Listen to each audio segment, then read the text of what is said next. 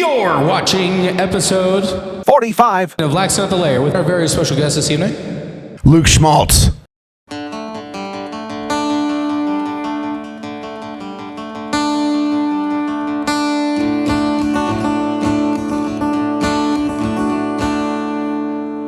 Since I started with a shot, I'll sing a song about drinking shots. Specifically Malort. I don't think you guys have Malort. If you do, I don't want to know about it. That's puke and juice. The next time, whoever's a puker here, Thorne, are you a puker? Next time you're about to puke, take off all your clothes. It's like skinny dipping from the inside out. It's a liberating feeling. I ate some rotten food. I chased it with Malort. And if it ain't too rude, will you please hold my shorts? Puking in the nude, throwing up in my birthday suit. You can have back all your booze. Puking in the nude. When things go bad to worse and my guts begin to swirl, I take off my shirt because it's time to hurl. Puking in the nude, throwing up in my birthday suit. You can have back all your food. Puking in the nude. You can learn a thing or two when you drink with a naked dude. And if I was you, I'd step back a foot or two. Puking in the nude, throwing up in my birthday suit. I'm sorry about your shoes. Puking in the nude. Puking in the nude.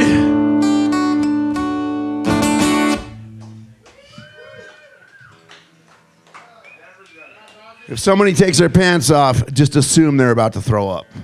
Because people are taking that advice the world over. It's really caught on.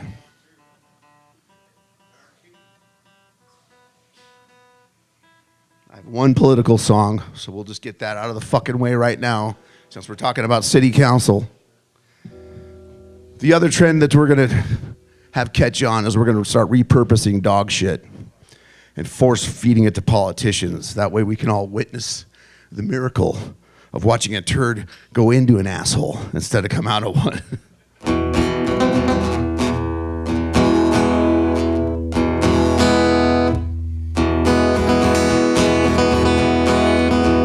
I'm going to tune this fucking thing. This was Denver Joe's guitar, so if there's any tuning issues, it's Joe's fault.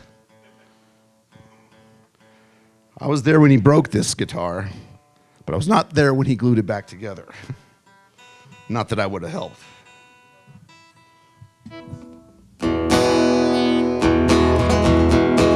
If you're in government and you want to talk, you first got to eat dog shit off the sidewalk. If you legislate and you want to speak, you first gotta eat dog turds fresh off the street. You're full of shit, and the streets are too. Gonna clean them up and make you eat you. Gonna clean them good and make you eat you. If you want to address and you're the president, you first gotta lick up a mess off the cement. You're full of shit, and the streets are too. Gonna clean them up and make you eat you. Gonna clean them good and make you eat you.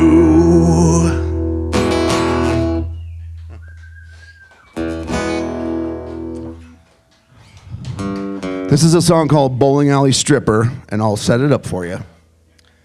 My sweet, sweet wife over here, we woke up one morning and she was very upset. And I'm like, oh, baby, what's the matter? Did you have a bad dream? She goes, yeah. I had a dream that I was a bowling alley stripper.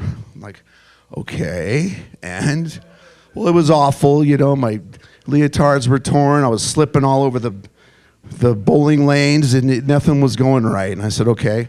I'm sorry you had a rough night, but keep going. We're writing this song right fucking now.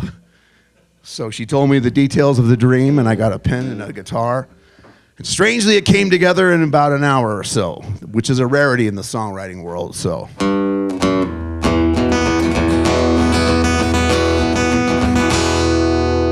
Like a unicorn, I'm infamous, cheap perfume in the neon mist. I'm a sandbag in a tattered dress, and if you don't mind, I'm gonna make a mess. I'm a wreck in rented shoes. I'm a gutter ball in zippers. I'm the muse with bad tattoos. I'm a bowling alley stripper. I'm a bowling alley stripper.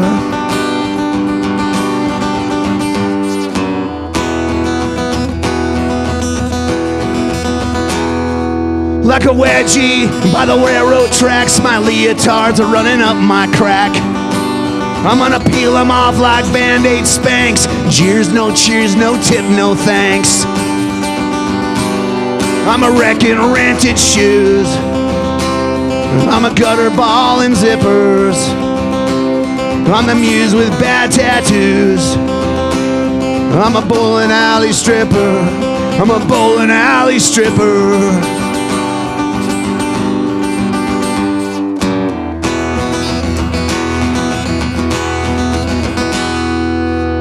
No brass pole for my entertain, so I'm doing the splits in the center lane. Over the line and out of my mind, I'm a handicapped in perfect game. I'm a wreck in rented shoes. I'm a gutter ball in zippers. I'm the muse with bad tattoos. I'm a bowling alley stripper. A bowling alley stripper. I'm a bowling alley stripper.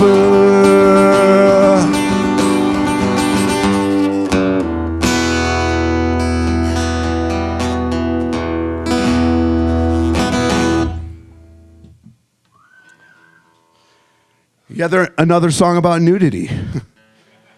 There's a theme brewing here. I've been almost naked in this bar. I walked in here one night and only a banana hammock and a knee brace. Yeah, Tony was not happy with me. I did used to dance at a co-ed strip club in Vegas called Sapphires, and it is still there. And I went there for the free drinks, but I stayed for the peepholes. The best thing I ever saw through a strip club peephole is when I got down there to look into it, there's another eyeball staring back at me. And no, Tony, it wasn't a dick. Because if it was a dick, that foreskin had mascara. But I did get fired for falling off the stage because apparently Jägermeister and brass poles don't mix. Jimmy, this is advice for you. Don't do a backflip in a banana hammock if you can't stick the landing, all right?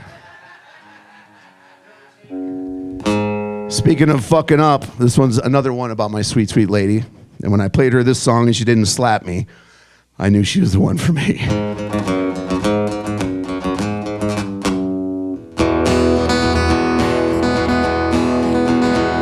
She dials drunk and collects junk. She's against the flow. The other night she passed out in the snow. She drops the plates and slams the gates. She dents the car. She got us kicked out of my favorite bar. I decided to aim my tastes in a different direction. Cause there's nothing so boring as perfection. That's why it's fun to fuck a fuck up.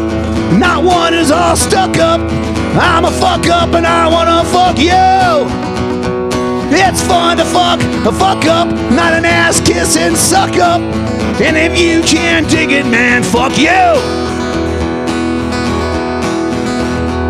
She loses keys and bruises knees. She rips the rails. She stopped the cops from taking me to jail. She likes to spit and talk a lot of shit. We're quite a pair. She fell on her face while running down the stairs. I decided to aim my taste in a different direction. Cause there's nothing so boring as perfection. That's why it's fun to fuck a fuck up. Not one is all stuck up. I'm a fuck up and I wanna fuck you. It's fun to fuck a fuck up, not an ass kiss and suck up. And if you can dig it, man, fuck you. She leaves me parking fees, now I owe, so they put the goddamn boot on me. She breaks the rules of acting cool. She don't care if they say that she don't fight fair. I decided to aim my taste in a different direction, 'cause there's nothing so boring as perfection. That's why it's fun to fuck a fuck up. Not one is all stuck up. I'm a fuck up and I wanna fuck you.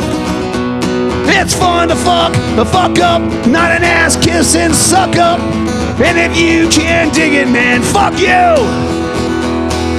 And if you can dig it, man,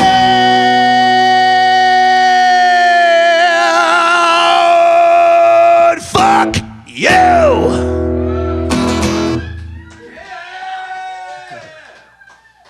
I guess you can dig it.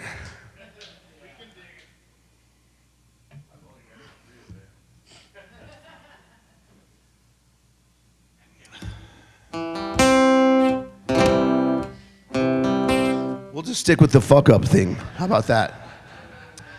Make me a urinal cake for my birthday. Cut it with a razor blade. Serve it in an ashtray. My life is a party when I part, but don't waste it. Suck up my remains. Make sure you can taste it. Why for you lay me in the cold, cold ground? Why not inhale me and make a loud sound? Hey, let me one last time into your head. Burn me up and snort me when I'm dead.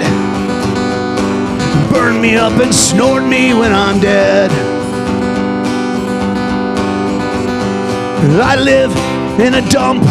I bathe in a spittoon, and I room with punks, a family of baboons, sniffing glue tubes and turpentine fumes, taking double hits, 2 for me, 2 for you. Oh, why for you lay me in the cold, cold ground? Why not inhale me and make a loud sound? Ha! Let me one last time into your head. Burn me up and snort me when I'm dead. Burn me up and snort me when I'm dead. Douse me down from my feet to my head. Set the pyre on fire with a lit cigarette. Arizona ditch weed, bootleg booze. Enough cheap beer to keep you free and loose. Why for you lay me in the cold, cold ground? Why not inhale me and make a loud sound? Woo! Let me one last time into your head. Burn me up and snort me when I'm dead. Burn me up and snort me when I'm dead.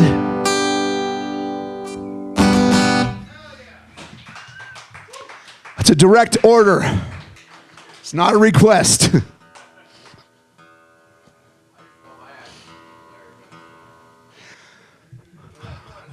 I didn't know you spoke German, Tony. What was that fucking gibberish?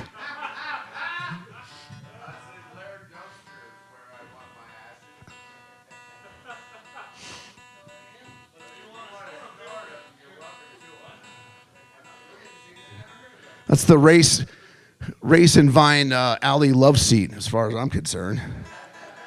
It's a wonderful place. It's a romantic place, too.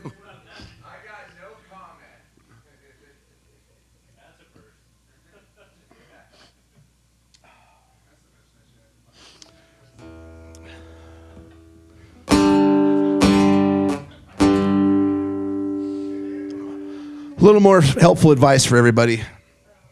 If you love rock and roll, if you love it, send your kids to Catholic school. Because today's brainwashed brats are tomorrow's alcoholic fuck-ups. Nobody smashes a guitar like an altar boy with a drinking problem. Nobody face plants into a drum kit like a Catholic with father issues. I said I wasn't going to play any new songs because I've already been drinking, but fuck it.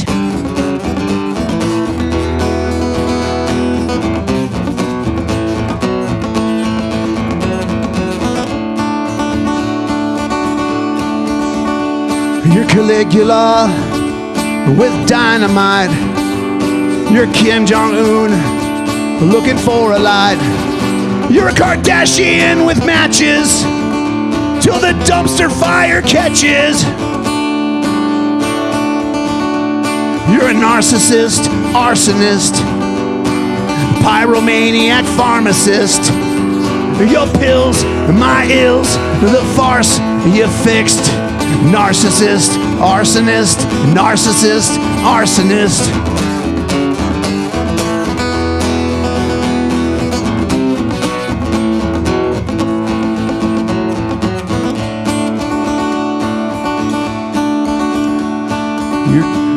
You're J-Lo with napalm.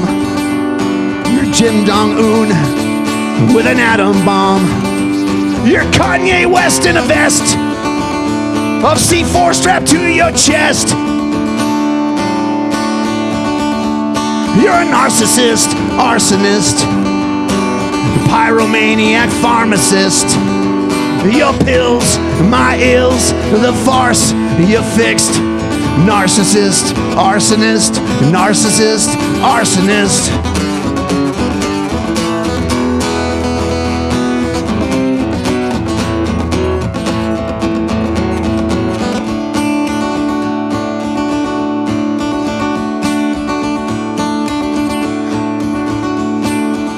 You're Harvey Weinstein with a detonator. You're the president at the incinerator. You're a desperate hippo with a Molotov and a Zippo. You're a narcissist, arsonist, the pyromaniac pharmacist. Your pills, my ills, the farce you fixed. Narcissist, arsonist, narcissist, arsonist.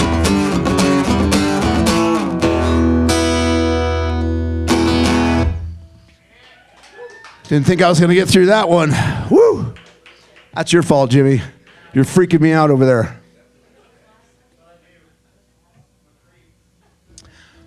I'm going to do one more, and then I'm going to sit down and catch up with Tony. What is that, about 50 or 60 beers?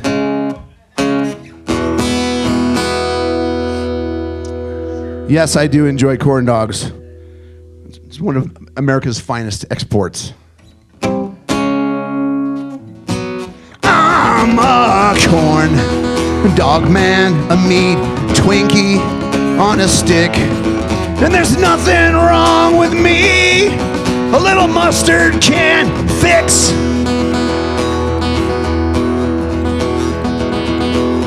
Lips and butts in a cornmeal case. Eat me in a warm embrace. I got no taste and time to waste, so shove me in your face. 'Cause I'm a corn dog man, a trailer park tamale, a little mustard if you can, or better yet, guacamole. A cracker snack to hold and lick, piping hot or cold as a brick. 2 cents fused into one good thing, and I say my prayer of thanks. 'Cause I'm a corn dog man, a flea market burrito, slaughterhouse floor scraps and chili cheese Fritos. a meat Twinkie on a stick, and there's nothing wrong with me.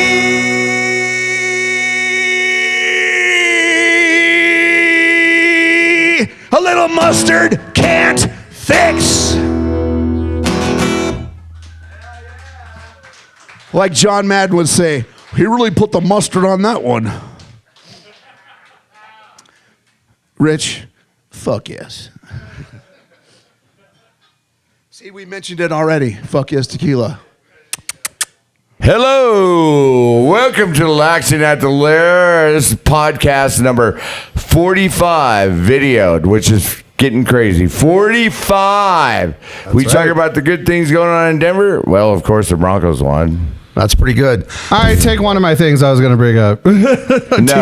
Anyways, I am Chuck Gibson and my co-host Travis Dowdy and our very special guest today, Luke Schmaltz. Luke. When did you fucking change your name, dude?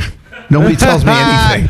It's a character that fades in and out of, like, you know, whether Chuck Norris and Gibson guitars, man. Beautiful. Well, Somebody told me I get sued because I say shit. Okay. And if I use a fake name, if you just name yourself Les Paul, I'll be fine. Yeah. Okay. So this is how this is gonna go. Well, that's I how, should probably do that eventually. That's why this place in my last book is called the Layman's Lair, not the Lion's Lair.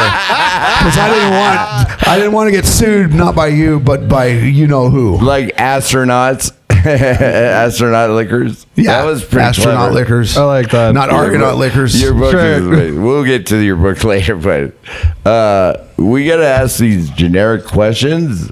So the first question is, how did you find out about the Lion's Lair? What was the first time you were here? How did you get here? Sarah Fisher dragged me here. Bless that girl. In probably 1992 or 3. That's right, yeah. And she was the first person I met when I moved to Denver who was like a potential friend. She had these beeswax shit ropes, otherwise known as dreadlocks, like white people dreadlocks. But I was like wearing a Descendants shirt, Mercury Cafe, and we just started talking about punk rock. And I'm like, well, what are the places to go to around here for music? She's like, well, Lion's Lair for sure. And Cricket on the Hill, 7 South. So, oh God, so she's the queen of punk rock. Yeah, Sarah. So Sarah brought me plays here. A mean ass punk rock fucking guitar. I played with her. I know. She's amazing. Fucking A. So that was 93-ish, 92 or 93. I think 90. Yeah, somewhere in there. It's very blurry before 94. When did King Rat start around? I started King Rat in 1994. Oh shit! Okay. So it was right around that time. Yeah, it was just pre King Rat, and by 96 I was working here. Wait, I didn't know that you worked here. I worked the door here about on and off for about a year in the 1996-97. Wow. And I was like, yeah, I'm gonna go get in a fight. Yeah, I mean, that was my next question. Is like, what is your craziest door guy story from that year? Then, there was a lot of them. There was strangely. The door guy gets a lot of fucking action. Yeah, because you're like a captive audience. He's been a door guy. It's surprising. If you're bartending, you're moving around too much. But the door guy is that's a captive audience. You can't leave your post. So those moves might get you some kind of action. But if you're just a stationary, then people can really get a beat on you and plan their attack because you're not moving around. Yep. It's always like, I love both your friends, but if they don't have an ID, you gotta go. And they flash it, and it's like, no, I gotta need an ID. Somebody was being an asshole in here one night, if you can believe that. So I've been like, okay, dude, funny, you gotta go. And I'm taking him out the door, trying to be, not be an asshole about it, but trying to get him outside. So on the way out the door, he grabs a bottle off that table, turns around and smashes me over the head. And so I took him to the love seat over here in the alley, and I beat the piss out of the guy. He called the cops. Never happened. And then he called the cops, and then he's sitting out there crying about it. And then the cops. Isn't that the best when you're like, dude, you're clearly in the wrong, and you're the one complaining? Yeah. The cops took him to jail, and I just put a Band-Aid over it and finished my shift. Right, exactly. That is the door guy mentality. I had one guy one time throw like the drunkest, most like telegraphed hay haymaker I've ever seen in my life, and I just grabbed him by his collar and was like, no. And then I just put my weight. I'm like, you're not even worth hitting. This is my favorite question to ask whenever we have a musician come in here. What if there is one piece of music, or what was the first thing that you heard that made you want to play? And then two, what is your current kick? Because as musicians, kind of you mentioned earlier before we started rolling, you're kind of not allowed to have a favorite band because you should be constantly consuming, but you go through kicks of things that you like. What is your current kick right now? So first piece of music that made you want to play, and what is your current kick right now? So it's a two-part question. Yes. I'm not good at math. What brought you into music? Why did you want to become a musician? Shel Silverstein, for sure. Hell yeah, that's awesome. That's the best answer I've ever fucking heard. I love my folks put Shel Silverstein books in my lap when I was like 4, and that's how I learned how to read, and then I started writing poetry. Shortly the Sidewalk Ends changed my life, man. Yeah. I mean, you can tell in the songs there is still a Shel influence, and that's, I'm not lifting or ripping Shel off, but, if somebody is like, well, if they know they're Shel Silverstein, they could probably surmise that I have a pretty well-rounded Shel Silverstein collection. But I saw Shel on the Johnny Cash Variety Show, and this was in the 70s, I think, and I was like, this guy sings like he's getting electrocuted. He's like a very strange dude. So that's where I kind of got started with poetry. And then the Ramones were really a huge influence on, like, I'm not the most technical guy, obviously, but I can do fucking power chords and downstrum all day. So I have a really good friend of mine. He was doing sound at the Pepsi Center, and he got me into the game, and I texted him. He's like, "Hey man, you should come up to the board, but hey, I'm gonna play some punk rock before like the next." And it was like, "Hey, ho, let's go!" It was like, yeah, that's the Ramones. Good shit, man. Yeah, dude, that was awesome. Like, it's so funny. You ready for some punk rock? And I'm like, it's like. And then what bands have you been kind of into lately? Like just maybe this week, this month, this year, whatever. It's consistently lately. It's Tom Waits. Oh hell yeah! And I'm a little more privy to the before he quit drinking Tom Waits. Sure. But I'll obviously.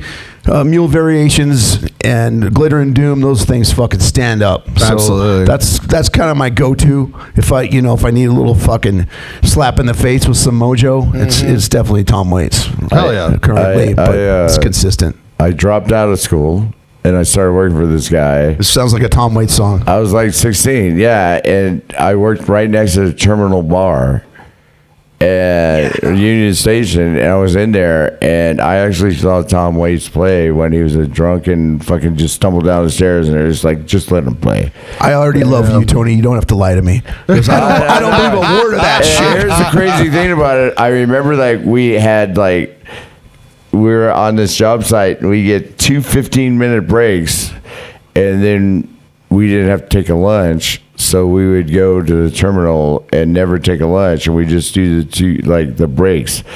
And it was just like, it was the most. I remember like the last time I ate there, a roach ran around my plate, and I was okay, I am done. But it was really cool back then because authentic. There was a lot of like trained engineers, and everybody. It was where all the everybody from Union Station, all the train workers went. Like it was like. Did it have more of like a dive feel at the time as opposed to kind of the swankiness that it is now? Yeah, it was the dive of dives. We went there for the $1 breakfast and the $1 beer. I was 16 and they're like serving me up. I saw Tom Waits at the Paramount, possibly one of the best concerts I've ever seen. I think it was like 99. And I was there. He goes, "This song's about the Terminal Bar." It's kind of a crazy story. I had no idea who the fuck he was. Otherwise, that's Tom Waits. Let's watch him play. It's like fucking 20 years later when he's like, "Yeah, I used to play the Terminal Bar." Like I was like, that's every story that Chuck tells of just like, "Yeah, no, I saw this awesome, really person." Oh yeah, no, I had no idea who they were at the time. It was like the White Stripes playing here. Somebody else tells me 2 days later. Oh goddamn, a shitty 2 pieces coming in. The White Stripes playing here. I had no idea who they were. That. All right, next question. What you got? You got some fuck yes over there for me? Shit. Thank you. Fuck yes tequila. Best tequila name I ever. just want to say that, hey, Chad, fuck yes tequila, you owe me a bottle, we'll be sponsoring every week, and we'll be drinking it on stage, so here you go, my friend. For a guy who's been bartending as long as you have, that's a pretty shaky pour, dude. It'll straighten out. All right. The drunker I get, it'll straighten out. All right, yeah, let me know when things straighten out for about you. us bartenders. Yeah. Like, but hey, we got your little banner back there, Chad. Do you see it? Like, life is good. Thank Fuck you. yes, tequila. Thank you. Fuck yes. Fuck yes. All It's right. like, all right. What you got for me? Yeah, I got it. Hit me. What was your first paid gig, and how much did you get paid? The first time as a musician, you had a gig where you got paid, and where was it? How much did you get paid, and how was it? It was on a Tuesday night in 1994 at Cricket on the Hill. And Same with me. I think we got paid $13 if I'm not That's amazing. mistaken, because it's 13th Avenue. That's why I remember that. So, and I was like, well, it's a start, you know. But yeah, that was in the early King Rat days, and it was. Here's the soundboard. This ancient thing hung on the wall. Here's the soundboard. Here's that, and don't be too loud, but make sure you rock. Okay, thanks. Thanks, Lance. Appreciate it, buddy. Oh my God, Lance. Love that guy. Good guy. So that was the beginning of this. Yeah, my 31 years thing. was $10 at Cricket on the Hill.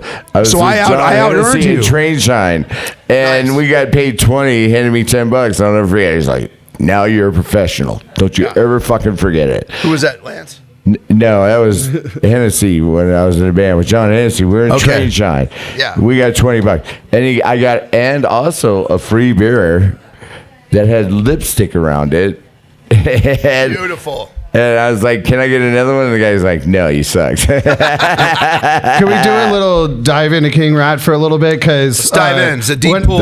When I first started hanging out here, there were just the legends of King Rat. That might be a bit of an exaggeration, but okay. No, I mean, like some of the people that I really admire here, whether it be Chuck or some of the other older heads here that have been here for a long time, there was this period of time where King Rat just like destroyed, like it's in terms of like they just being one of the favorite groups that would come and play here pretty regularly. And I've now listened to a little bit of King Rat, and can you tell me kind of the history of how King Rat started and what kind of happened through those early days? I think in '93 I was in like a metal-ish band called Kubla Khan, and it was we were not good, and I really wanted to play punk rock, but there was no punk rock bands in Denver. There was maybe like two or three that I knew of. So I built a freestanding box in my living room, a sound room, and I locked myself in there every night and forced myself to learn to play guitar and sing. Right. And then Kubla Khan was not really going anywhere, and the the guitar player quit, and then they hired this guy named Tony Luke, who's a pretty notorious blues player now. Yeah. And he was playing guitar in Kubla Khan, and then those guys wimped out or whatever, and Tony's like, well, what do you want to do? What are you into? I'm like, dude, I love punk rock. He's like, me too. I'm a drummer, by the way. I'm like, really? You don't say. You're a fucking wicked guitar player. So we put our money together, and it was at Shockwave Music at Colfax and Fillmore, right up that way. So we went upstairs. I practiced down there. Yeah, I remember that. Lion Bitch was right next to us. So we went upstairs, bought a drum kit, and we started writing songs that day. And then we had a revolving door of like temporary bass players. But '94 was the year, and I've had 14 members in 31 years. If you minus COVID out of that, it's only been 30 years, because 2020 doesn't count. Yeah, no, I mean, so it's been the glitch here. The dark ages do not count. It's been 30 plus years, and I've only had 3 drummers in 30 years, which is almost fucking unheard of. So props to Pockets, our drummer, because he's not only he's called Pockets because he's in the pocket. Yeah, he makes sense. Holds the song down, and he's also a fucking great dude. He's a good guy to have in your back pocket if anybody wants to fucking start any shit. Pockets is like 6'5". He just stands up behind the drum kit, and they're like, "Never mind, I'm good. I'm cool." We had Wenzel, but I was just thinking. Wenzel's the only bass player I've ever played with that's still alive. And I've been in like 6 bands. So I'm Dr. Death with bass players. Wenzel, I hope you're doing really good, brother. Please tell me you're still alive. I was thinking about picking up bass. I'm not going to do it now. No, yeah. If you're the best bass with me, you got to like get life insurance, and, make sure you got like a grave picked out. Yeah, Wenzel's one of the best bass players I've ever fucking known. We had a lot of good times together. Fucking animal. Yeah. He's in the Belcher. Yeah, we're talking about he's Weasel in the Belcher, not I Wenzel. shouldn't bring up anything, but there might be an LBRO podcast coming up. Oh boy. I don't know if we're gonna play music, but anyways. So like deep dives into King Rat, I don't know how many tours we've done. We don't do like nationwide shit anymore because everyone's got mortgages and jobs and marriages and shit like that. But we do weekend trips and up and down the Front Range and through the mountains, sometimes through the Midwest.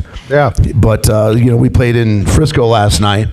And like a smart guy. Well, that's actually the question I didn't ask. I knew you played in Frisco last night. Was that a King Rat gig or? Yes, it was a King Rat gig. Got it. And I have my cheat sheet right here on my arm. These are all the people. That's all the people I met whose names I didn't want to forget. Oh shit! So Earl was in the pinups. I forget this guy offered me drugs and I declined. This guy offered me weed. That's the opening band and that's the sound crew. So now I have them, and I've got Travis. I used to play with this girl. And what was your name again? Chuck. Yeah, we got to add Chuck to the list for legal purposes. Katie and Chuck Gibson, right? Yeah, that reminds me. I need to come up with a freaking different moniker. 10 things to do on her thing, and every day she would write down a marker like, "Oh, I gotta wake up and do makeup. I gotta just but it was like every day, and I thought it was the funniest thing because one day she was in a band. Katie and me, we played with Drunken Cuddle. And she fell asleep, and she had her arm like this, and her whole list was on the side of her face. Beautiful. And me and Eric never said a thing. We just let her walk around for like a true musician. 4 hours. It just says be a human being. Pissed when she looked in the mirror. It's like, oh my! It's like, oh yeah, things to do, because I hate that. Yeah.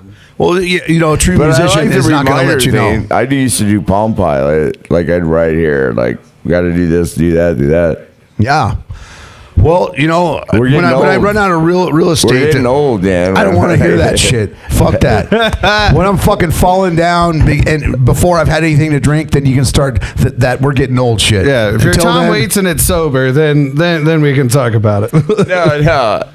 I'm really sorry because we just turned 40, so life's doing pretty good, man. For 40, I think we're looking pretty good. We're getting ready to celebrate then I look high awful school for 38. What would that be like before you was? If I was in my mid-50s, I'd be like, yeah, dude, you're about to kick it. But for 40, I feel pretty good. I want to ask the next question. This is the greatest question I'm ever going to ask you. What is the craziest fucking gig you've ever played? Like through your life, the most insane. It could be insane, great way, insane in a bad way.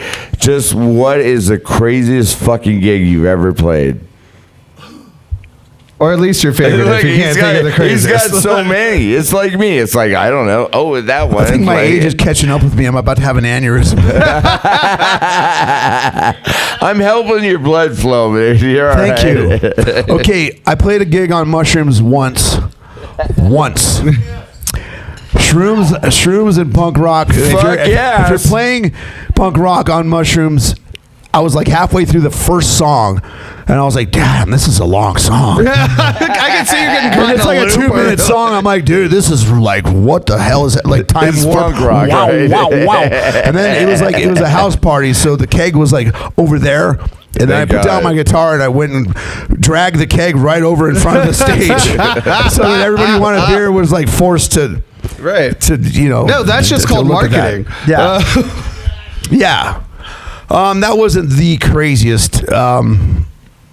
You do like 3 or 4. I mean, it's been a while. We're here for it. Yeah. Probably Westford Music Showcase was kind of crazy because the rowdiest crowd they had, the punk rock crowd, they had in the smallest bar with like this bottleneck at the garage. The garage, yeah. So it's like this bottleneck, right? And you can basically like reach from the stage and get a beer from the bar, and so it's just 5 deep, and the sound was going bad. There's electrical issues. Like we were all getting shocked. Indeed. And there's like 5 sound guys in the audience, and they're all so wasted they can't even help fix the fucking situation. We were there. I was there playing. Yeah, and somebody was ugly to my friend Rich Welker's wife, and so he's a construction worker, and he doesn't take that kind of shit. So he grabs a guy by the neck and basically does the Darth Vader and picks him up and takes him outside. I'm like, okay, no. Yeah.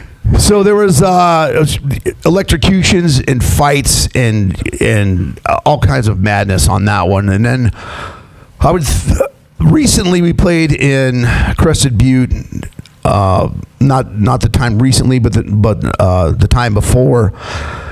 And those snowboarders and those they call them down valley trash, which are people who work in the service industry, but they can't afford to live in town, so they live in kind of like row housing off the beaten path. They don't get a whole lot of punk rock. So there was this fucking pit in this bar called the Talk of the Town, was the fucking wildest shit I've ever seen. And awesome. Rusty, who's newer to the band, he's been in the band for like 3.5 years, I think. He could not believe what he was seeing because there's bodies flying. There was like 2 broken noses, blood everywhere, and just beer and bodies flying That's around. That's a fucking show. And I was like, dude, I found my people. I'm coming back. I got it back. I'm coming back to Crescent Butte. That was recent, huh? Yeah. Oh, God. That's when those guys with broken nose and like a busted tooth come up smiling, covered in blood, and they're like, fuck yeah, man. I was just thinking, like you're talking about the mountains. I played up in Aspen at the Bottoms Up. They let you in Aspen? I think it was called the Belly Up. Belly Up? Yeah, Belly Up. Belly Up and with DRI. And there was like 6 skateboarders out front skating. Who knows? One of them could be Charlie Sheen's kid, right? You know what's going on. All of a sudden the cops come up and they're like, you can't skateboard. There was no absolute fucking reason for it, and they just kept skateboarding. And I'm pretty sure that's just called Aspen. Yeah, the cops got out, shining the lights, everything, and there was a bunch of people hanging out front.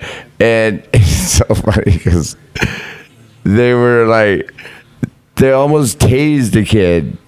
They're like, stop now, we're going to tase you and all this. And everybody's like, down with the cops, down. And it's like, me and the lead singer from DRI are like, down with the cops. Yeah, the Aspen We're Rebellion. like old guys in the back, And then I left. I had to go back. I had to work. And then we were going to play a show here, our show at the Bluebird the next day. And he walks up and hands me, he's like, look, dude, we made the front page. And it was like, right in Aspen at the Belly Up DRI show. That also shows a little of Aspen that's considered a riot. We're just like, we look like people are shocked. Like they actually, it's a great. Well, you can look it up. Aspen, I don't know, been like 15 years ago. I'll be looking that up for sure to fact check you on this. I think you're embellishing. No, definitely, because I'll never forget that newspaper he handed it to me, and we were laughing so fucking hard. It's like that could have been Charlie Sheen's kid. What are you doing? Yeah. Like you and don't fuck with them, right? Well, I guess. Yeah, you don't want to fuck that kid's buzz up. Maybe you get a payoff or something. What you got? What do you think here, senor? While he's doing that, speaking of newspapers, I know that you are you still the column writer for that Cherry Creek newsletter? No, I worked for the Glendale Cherry Creek Chronicle for a couple of years, and you definitely got to talk about your writing. Okay, we don't have to talk about events. They don't pay for shit, but I did get a lot of experience interviewing politicians. Yeah. Which means you don't really get an interview. You don't get answers to questions. They have canned answers, Sure. and they give you platitudes, and they kind of try to, skirt around, wiggle around, and they'll pivot, and they'll bring up or they'll just give you an anomaly and just give you something that is completely part of their platform, but has nothing to do with the question you ask. So Absolutely, yeah. I cut my teeth as a journalist there, but then I got an opportunity to work for this company called SAD-OD, which is called Support After Death by Overdose. Yep. So I talk to people who have been through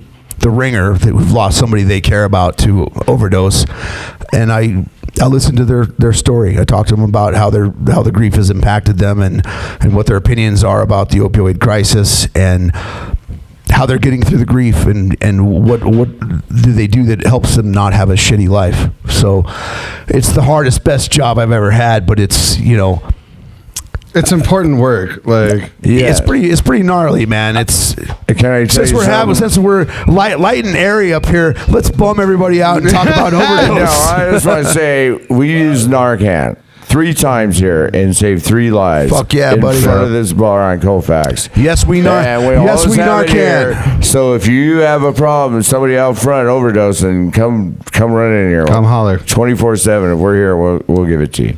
You're here 24/7. Pretty much. I bet you. we may not technically be open, but we live here 24/7. Yeah. But no, it's true. It's like, and PJ, I think he's coming into work. He's one of them. He saved a life, man. Right, That's PJ. insane. So let's see. We got to talk about you wrote a book. How many books? Well, I wrote this book called The Belcher. I love that book, man. And I was, okay, give you a little background on how this came about. I was raised in the Catholic Church, and a lot of fucking bad shit happened to me. Like, I was an altar boy, and like the worst things that you've heard about that happened to altar boys happened to me. And I'm not pulling the victim card or anything here, but I was trying to write a book called The Fractured Catholic, and it was before I went to therapy, before I found SNAP, which is Survivors Network of Those Abused by Priests.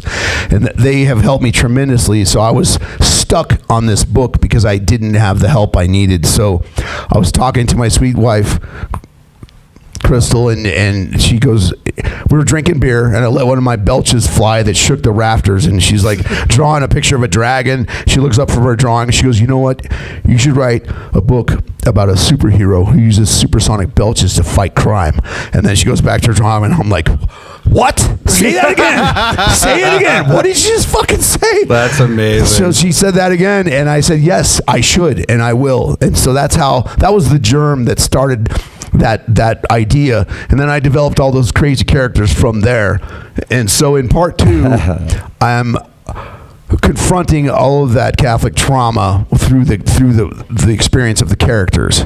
Because now I've been in therapy for years, and I'm in a place where I can talk about it and That's not amazing. feel like I want to fucking hang myself. Sure. How long have y'all been married? A really good friend of mine, the same thing happened. I'm not going to say his name by any means, but and I knew. I mean, he became an altar boy, and it's just an awful thing. Yeah. It's pretty I'm ugly, really man. Sorry, and I'm glad you brought it up because that takes a lot of balls, man. I'm It just takes here to a fucking lot bum of everybody out. Fucking balls. OD, child rape. What's next on the bummer list? Well, I mean, we can get into my evangelical preacher's kid repression, but it's not nearly as severe. Should we move to part 2? Yeah, well, I want to ask just real quick because he's mentioned his wife multiple times in his music and things like that. How long have y'all been married, and how did y'all meet? That's a good thing going on in your life. Yeah. Hello, Crystal. What is it? 20? No. How long y'all been together? 13 years. 18. I'm so glad you kept track. We got married 18. at 20. When's your anniversary? August 24th. 25th. Awesome. 25th. Every 25th. Correction from Crystal in the back. We miss it every other year, but my wife and I are the same way. Like it's I used to own a place called Bender's Tavern. Yeah. And I was working one night, and Crystal walks up to the bar, and she orders 2 Long Island iced teas. I'm like, okay, well, she girls down to party. She must be waiting for a friend or something. I was in line, bitch. I give her 2 Long Island iced teas, and then she puts both straws in her mouth and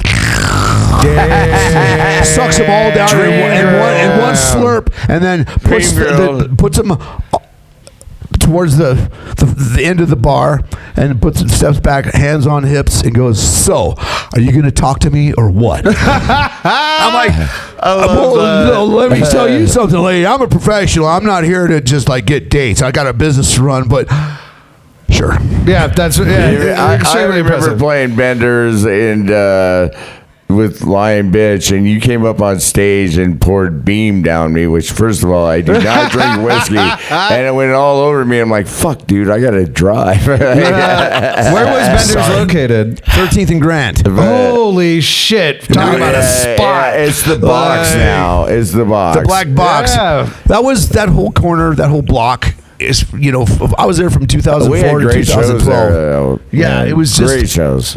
Like for every 4 people who walk in the door, one is probably crazy enough to be committed. Yeah. Like, it was just a constant conveyor belt of fucking madness. Welcome to the Lions. That's amazing. I mean, bottom of Cap Let's Hill see, right 1, there. 2, 3, up. You gotta go. 1, 2, 3, up. I'm probably next on that list. I mean, that edge of that area, bottom of Cap Hill, just, you know, has a certain energy to it, you know, while those places maybe, I go down to Black Box sometimes, your mom's house, whatever. It still has just an insane energy down there. Yeah, like, it's weird because the housing there is not really that affordable for crazy people.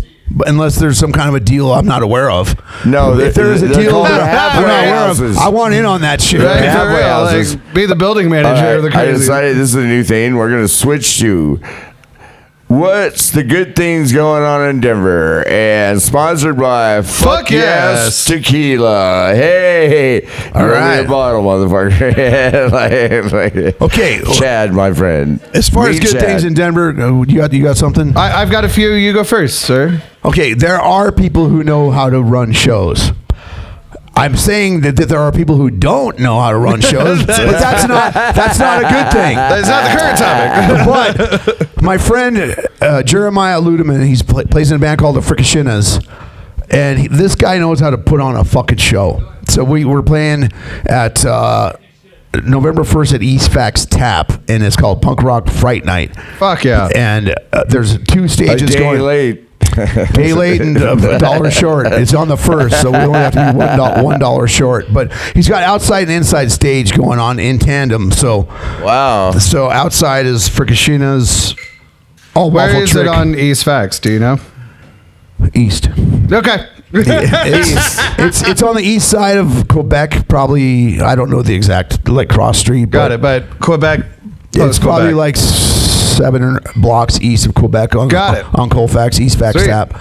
So on the outside stage, there's Fricashinas, All Waffle Tricks, Sorry Sweetheart, and No Bueno. And then inside is No Bueno. That's a great name. Yeah, they've been around for a long time. Denver fucking punk rock stalwarts. And then inside on the acoustic stage is Sputnik Slovenia, our friend.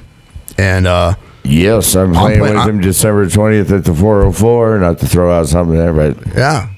And so I'm playing after that. Well, before that, actually, I'm playing 2 sets that night. And then Gentleman Deluxe, which is Aaron Howell from MF Ruckus.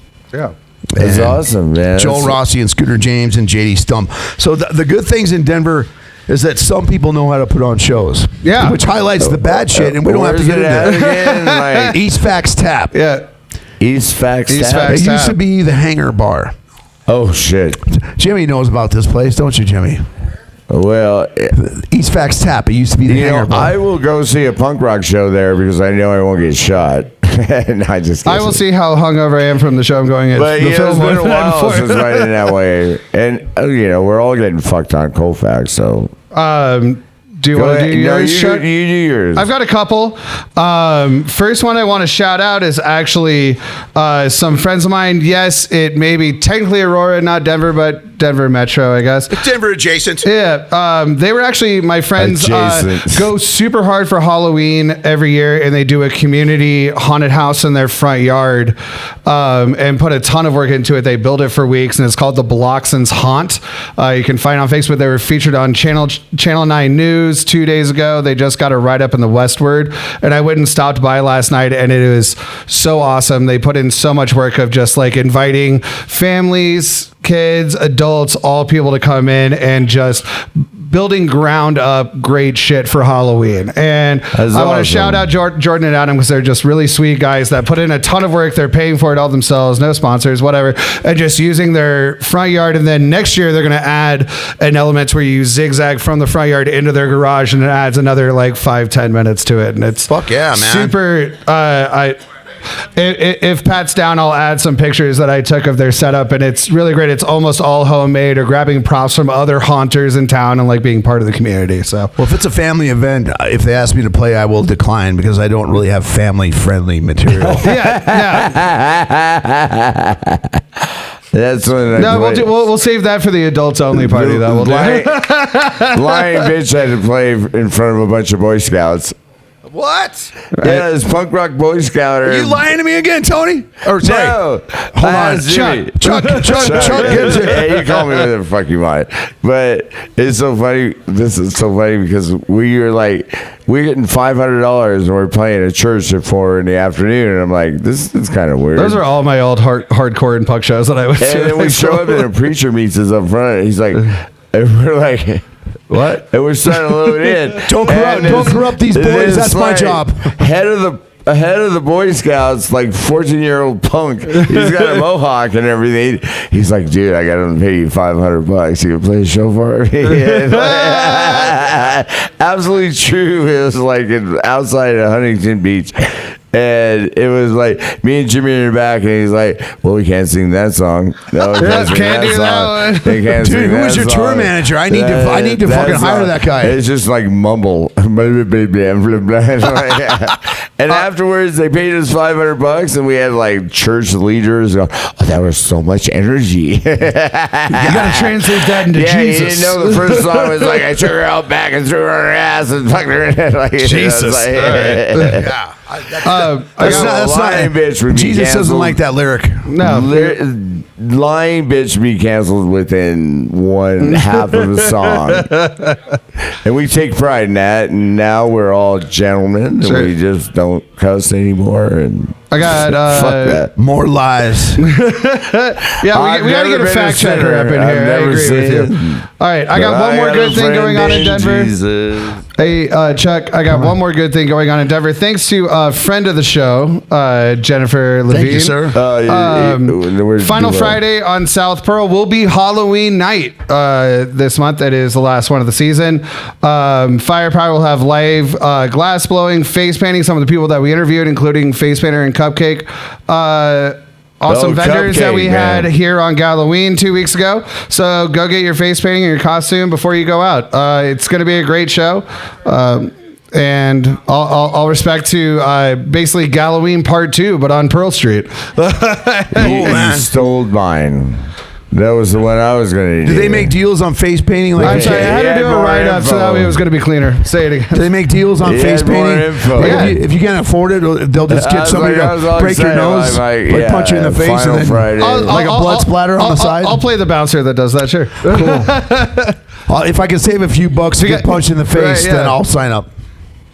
No, I'm trying to think now. I have nothing. Well, let's bring it back to what you were doing before this. The Broncos stomp them Cowboys. The Broncos! Thanks for the fucking spoiler. Oh, hey, but, you know I was in a van all day, you fuckers. I got to give a big shout out to my friend Lewis. No, it's Bo Nix, dude. That's not Lewis. No. He gave me this shirt. Oh, right. Sorry. And so, because I was like, man, I need a jersey. And he's like, dude, he's a Cincinnati fan. He's like, I won this fucking... I got it. It's cool. He's like, I won this fucking shirt. I think this guy's looking for a job. I know. You want a door guy job? And he's like, I've been wanting to burn this shirt forever, so you can wear it. Since he's given it to me, since the Cincinnati game, we've won every fucking game. So, He wants the shirt back. Take it off my dead body. Looks like you're on the way. He's like, yo, I am pretty much. We all are. I'm just kidding. You know that. Man, it's like, so... Move on to the last section of the show. I'm trying to think what else is going good in Denver, but there's lots of great things going on in Denver. It's the fall season. It's wonderful here. That was pretty good. It's like, well, yeah. Well, that downtown traffic is it's getting better now that the Rockies are not losing. Yeah, because they're not playing. Yes, a lot better. So, there's mom and pop bars. Like 404. They're great. They were they were just in here. Englewood Tavern. There's two monopolies that run music in Denver. Englewood Tavern because Englewood Tavern, 404, Lions Lair. There is independent stuff going on, which is great. There's the corporate element, the corporate contingent. There's it's Pepsi and Coke. But in Denver, for live music, one is Pepsi and one is Coke. It's it's like a dual monopoly. Are we talking about Coca-Cola? Yeah. We're talking about Live Nation and AEG. Exactly. Yeah. Who run? They run most of the music, but okay. Correct. If you want to circumvent that and do music in a family, well, this is not a family environment, but an independent environment, then there's still options. It's not completely monopolized. It's not completely. Isn't Chuck kind of a father to all of us, though? Oh yeah. This is why we're all here. God damn that's going. Those are good things about Denver. Support your independent venues. Yeah, it's fucking great things that are going on. I was like at the Satellite. And, love Satellite, dude. I hung out there, and the guy's like, "What?" I'm like, "Hang out, like check out what's going on." It's a great little bar in the middle of nowhere. Here's a great. Well, not in the middle of nowhere. Good thing about Denver. It's in the middle of fucking trouble town. He's another independent dude. He ain't owned by nobody. We'll do this one and then we'll move on to the last section. But a good thing going on in Denver is I was reading through the Denver subreddit the other day and somebody was like, hey, I'm new in town, have no idea what to do on Thanksgiving. Is there any bars or restaurants that are open? Like my birthday happens to fall on Thanksgiving basically every other year, multiple years in a row. Same as hers. And one of the things I do, 11/27? 28. 11/27. Well, that's not the same, so I'll shut up. My birthday falls on Thanksgiving a lot, and even if I do Thanksgiving with my small little family, which is my wife and my best friend, I always go down for the potluck at Nob Hill. And you're going to get some great food from some great locals, people that have been cooking for a long fucking time and know what they're doing in one of the greatest true grunge dives in this city. And I recommended that to him, and I recommend that to everybody. If you're looking for something to do, you can go find some people. I heard their cockroach stuffing is to die for. Yeah, no. Luckily, it's outside food, not made in-house. That was a good reco. Because it is a place that does still have carpet on the ground. Can we say reco, like a recommendation? Oh, that was a good reco. Yeah. No, you can't abbreviate. I'm trying to be hip. Yeah. Hey, that was a good reco, dude. Totes my goats, bro. Fuck you both. It's not whatevs, it's whatever. Yep. The last part of that word is the best part. So we're moving on to part 3 of our episode 45, Laxin, Lair, and fuck yes tequila. You still owe me a bottle. And like, hey, well, come on. Yes. Dude, my car's parked at Walgreens. You want to take it for a little spin later? Let's do some donuts. You know I will. All right. So this is where you get to ask us a question. Okay. Me and Travis, any question you want. You can ask us both the same question, each separate. We will try to answer it as honest and truthfully as possible. And as long as I can't. Fuck that. I want lies. I want filthy fucking fabrications and lies. You know you're going to get lies. So like, right, at least from Chuck, for I sure. said as honestly. I didn't say honestly. As like honestly. In the true story. I'll skirt it around. Dude, you've been going to city council meetings too much because you're talking like a politician now. Oh, Stop it. I am actually running for mayor, by the way. Okay. Well, let's start there. We'll start there. Mr. Future Mayor of Denver, what's your platform? My platform is get rid of those fucking posts that are everywhere for the bikes, man. Outstanding. You have a huge voting block that is going to back that bring 100%. the trolley back down Colfax, and I'm have a meeting with Sam Walton coming up, so we'll be talking to him, and then put the homeless, I'm sorry, you can't tent on the street. You gotta go.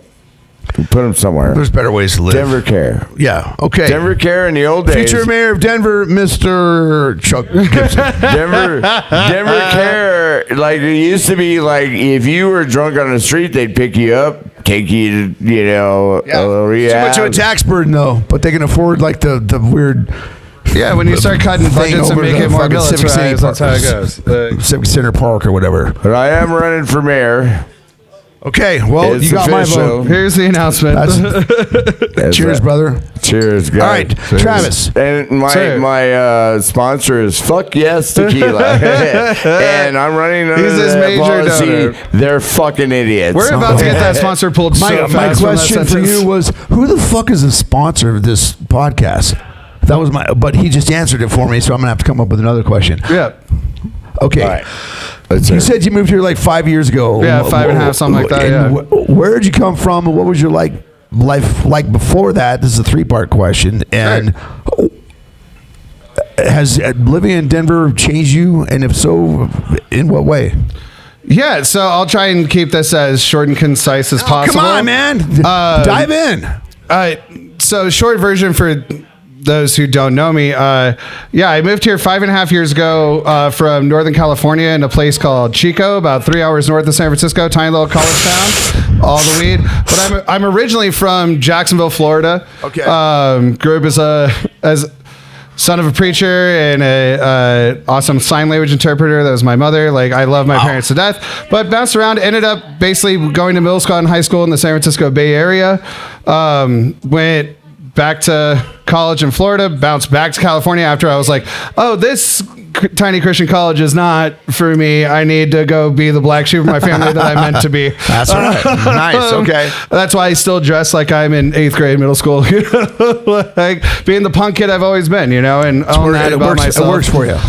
Moved to Northern California, where I've now met my wife. We've been together for 16 years, only married for 1, but she's been my biggest inspiration. She's my best friend, and we were in this tiny college town, both trying to figure out what's next in our lives. And Denver has always been a place that I've wanted to go to because there's so much great comedy and so much great music coming out of here that I've heard throughout my life. We've even had relationships with people to where my friends were booking people from Denver out in California, made friends with them. And then I was like, well, it's time to go. And we did a week-long visit in May of 2019, and we stayed literally on like 12th. I mean, not 12th, but like 20th and Race, just down over here. I hit this intersection, and I was like, what the fuck is this? Like, I need to be here. Colfax has this energy, and specifically this area of it that I was so attracted to. Did a second week-long and made some great friends over the course of that week that were helping us already apartment hunt. I went back, told my best friend who was in a period of transition. He's been my best friend since 6th grade. I call him my first wife. And I told him, hey man, we're moving to Denver. Do you want to go? He's like, I'll pay for his second trip. I want to go check it out and see what you're seeing. So we did another week in October of 2019, fell in love. Hey, sorry, brother. How you doing? This is a live show. I'm trying to say that I'm willing to fall in love with you guys. Oh, thank you very much. Really appreciate you. I'm willing. Yeah. Dude, you're much. willing to run off all your friends. Welcome to the Lion. Oh, okay, here. Actually, can I pivot and tell you my favorite Laxin at the Lair story that has to do with something like that? Sure. So this was back before we started doing video, and I was a guest on the podcast. It was me, Chuck, and Truffles. Oh, yeah. Love that guy. Truffles, the absolute legend. And we're doing it, I think it was either You got Christmas. 5 ounces going to I can't remember if it was Christmas Eve or Hold on one sec. Sure. You got to go. Got to go. I worked here for a year as the door guy, and I used to specialize in talented There's people 1, like you. 2, 3. I can do it. 4, I want to do it. Yeah. I take pleasure in fucking pounding your face into the pavement, you son of a bitch. And I guess we count Thorn too. He's fine. He's Thorn fine. is 8. Are you ready? No. I knew he was harmless because I haven't even stood up yet. Now because the door guy for a while too. It's hard not to bounce people. No, which is why I'm not going to actually pivot. I found these people. I fell in love with them. I ended up moving 3 blocks from here on 12th and Race. Welcome to the fucking This is my family welcome here, to man. Capitol Hill, brother. Now I'll pivot to the favorite podcast story that was before we were doing video. I can't remember if we were doing Christmas Eve or Christmas night. We were literally doing a podcast. It was close. And those are always great bar nights. It's me, Chuck, and Truffles. I'm the guest that night. You know? And this couple walks in, probably in their like, I don't know, early 50s, shit-faced out of their minds. And they start like heckling us and just talking. And eventually the guy like starts yelling shit. And he walks up, comes up right up here and just starts undoing his pants. And we're like, oh my God, this guy's about to like, was he about to puke in the nude? No. Fantastic callback. And then, Gibson. And then he just straight up moves us. And before I could even do it with my door guy instincts, Tony and Truffles already have him by one arm and the pants, lifting him up and throw him off his ass. It was Truffles that lifted him up. Yeah. And then when we threw him down outside, I just opened the door for him and everything. He threw him down. His pants were around his ankle. And I was like, I haven't seen a Western saloon moment on Christmas night ever. And it was snowing. It was beautiful. It's like, here comes Santa Claus. And then we all kind of came back and just went, down all right, so what's going to be under that guy's Christmas tree? Shit, here comes Santa. And then his wife just continued to sit there and we had to be like, go. Because she wasn't part of the problem, but also didn't want to go home with him either, and I don't blame her. Without fail, working in a bar on Christmas or Christmas Eve, without fail, and I worked in the bar industry for 20 plus years, every time on Christmas or Christmas Eve, whatever shift you get, there's always something fucking outrageous, always like a fight or some kind of a fucking like an event that requires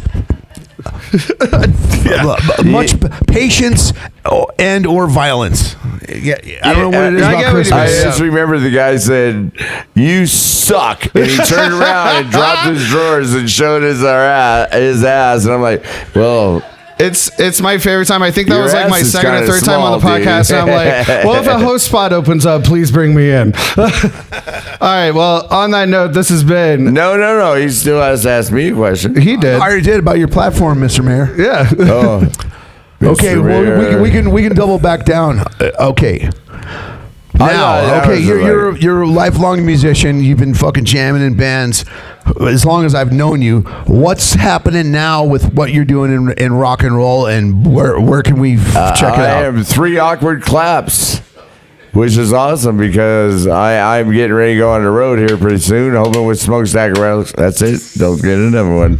And so glad we're on the same page. The next show I'm doing right now is at the 404 Club, December 20th. It's 3 awkward claps. Yeah. And God damn, that is beautiful. Spugnick is playing in the middle, being the Drunken Santa.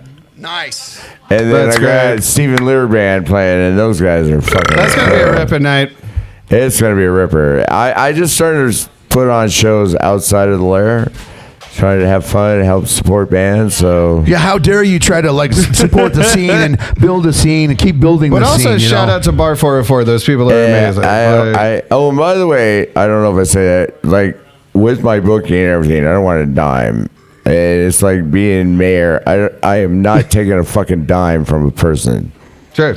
You say that now. If you want you say that now. When those fucking 6-digit checks start rolling in. I'm pretty sure I donated $5. We're walking in the like a marble floor. Like, Mr. Mayor's got some fucking kickbacks. If you want to donate to my fund, it's to Demi's Animal Shelter. There you go. And write as much fucking money as you want, but I ain't taking a dime. I'm doing it all through fucking new technology. It's called. That sounds like the biggest Bitcoin scam I've ever heard in my life. I'm gonna make $500 worth of T-shirts. It's not AI. Probably gonna want it's not one. AI. It's DI. Drunken Intelligence. There you go. It's a new app. Everyone can get it. I met available. Mr. Hickenlooper when he was mayor, trying to run for mayor, and he was pretty. I'm sorry, but he's now a senator, so one never knows. Yeah. Well, I have to tell all you. I want to do is really try to help Denver because I really you're doing a can't fucking take bang it. up job, Tony. They're idiots. I Chuck. mean, and All right. it's like. All right, that's it. I can't because he'll stand up and go, stop. We're about at that line. We've been nice, but we're about at that line. Pat Nagel is our producer, and without him, this show would never be. 100%. Shout out to producer Pat. Pat is the true man. Dude, he does an amazing job. If you look at the edited ones, they're incredible. So it has been an honor for me to. The last 2 songs of my set, edit those out. My drinking bench caught up with me about it towards the end of my set. I was like, I don't know this song. I don't know how this fucking thing goes. Now, I have to say, it's been an honor to share the stage with you. tell you Hear you what, play it tonight and get to know you, man. Like it is Right on, dude. Appreciate it, bro. What do you got coming up? What do you got going on before we get off? We just talked about it November 1st. Okay, cool. And I have I'm publishing I'm part 2. reverting. What's the website? LukeSchmaltz.com. There you go. And that's where you can find the Belcher and the audio book. There's a sequel to it called The Fart of War, The Belcher Part 2, which I'll be publishing in March. Fucking kidding me? No, I'm not kidding you. Oh my God! really Sun Tzu's been dead for 2,600 years. He's not going to care if I took his title and put an F in front of it. I fucking love this it's the best toilet reading ever. Yeah, it is a great toilet reading. I mean, it's If you're awesome. looking for some good toilet reading, the Belcher is your answer. The Belcher is about Denver history, crossbreeded between drunkenness and belchiness and a bunch of other shit. But you bring up a lot of Denver in that book, and it's awesome, man. You do it in a roundabout way, and it's awesome, and I appreciate it. I appreciate you being here. I appreciate your new music. I appreciate King Rat. I appreciate everything. I've known this guy for 35 years, and Well, something like that. it's been a long motherfucking ass time. Yeah. And I was so looking forward to this episode, and I'm so glad we did it together. Well, thanks for the invite. I appreciate it, man. This has been wonderful, man. Thank you so much. This has been episode 45. That's 45 degrees is the Laxin angle at the I'll be walking Lair. on when I stumble out of this place. I am Thank you so Gibson much. and my co-host Travis Dowdy and our special guest for this evening. Luke Schmaltz. Thanks, Have everybody. a great night, Schmaltz. everybody.